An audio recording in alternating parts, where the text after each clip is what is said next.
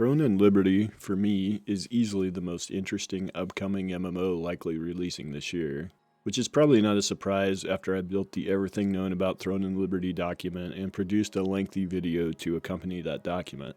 Part of my excitement for TL is that there really is not a great lineup of new MMOs likely releasing this year outside of TL, so in essence the bar is pretty low this year.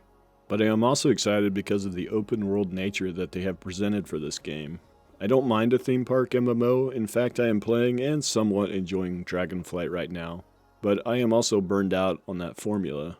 We had a massive wave of WoW clones releasing in the late 2000s and early 2010s that were trying to cash in on that formula. Very few MMOs released during that time tried to steer very far from that formula and try new things. I did enjoy Guild Wars 2 because it at least tried to do some things differently, but some of the places they tried to innovate fell flat, and at the end of the day it is still very much a theme park MMO. Then we had a huge drought of new MMOs for many years before New World launched. And yet again, we got a theme park MMO. The same game with a different skin and different combat, but much less refined than what already exists. So with TL, we get a new experience for the first time in a very long time. Will it have issues? I would be shocked if it doesn't. But what they have presented to us so far does look very good. The aesthetics certainly are amazing with Unreal Engine. The weather and day-night cycles sound really, really well done. The open world dungeons with the ability to quickly glide down to the last floor sounds great. The potential lack of fast travel and player transformations and grappling skills that are used to traverse the world seem very interesting to me as well. The castle sieges with the siege golem player transformation look like a lot of fun. The Guild Wars system looks great on paper.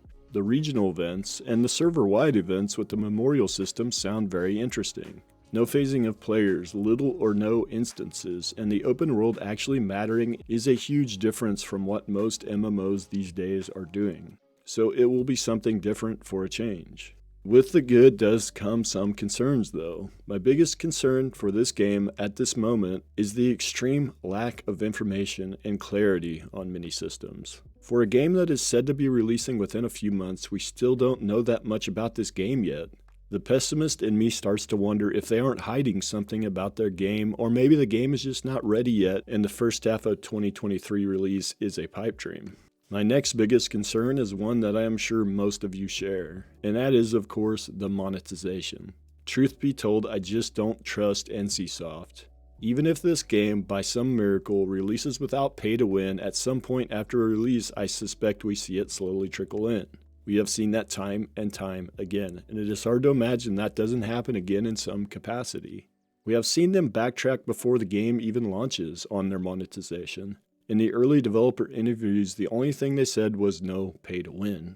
Then we get what I suspect is much closer to the truth when during the second quarter NCSoft results conference call, they stated that they want to avoid excessive pay to win and that the West has become desensitized to microtransactions in recent years. Which, to be fair, it is getting really hard to find an MMO that does not have some form of pay to win. Modern World of Warcraft certainly is pay to win.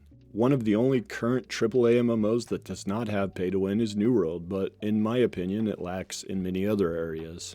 But while almost all MMOs these days have some degree of pay to win, NCSoft has historically been one of the biggest offenders.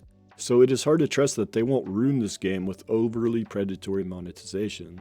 My next concern is the development hell this game has been in and the multiple pivots they seem to have taken during development.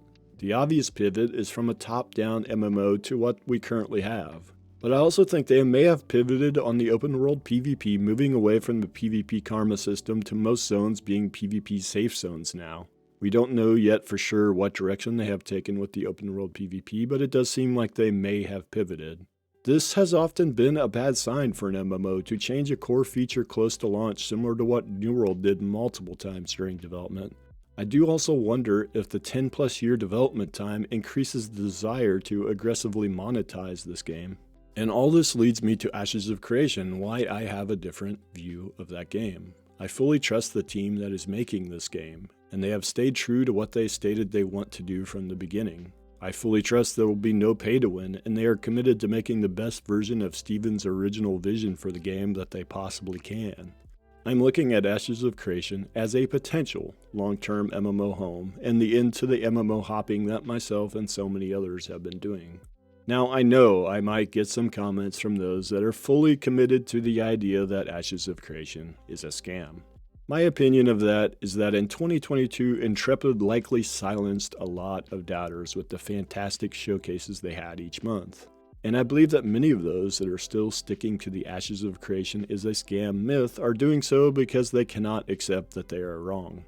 So the bottom line is, I think Ashes of Creation could be my long-term home. I also have high hopes for the Riot MMO, but for different reasons. And I think the Riot MMO likely releases at least a few years later than Ashes of Creation.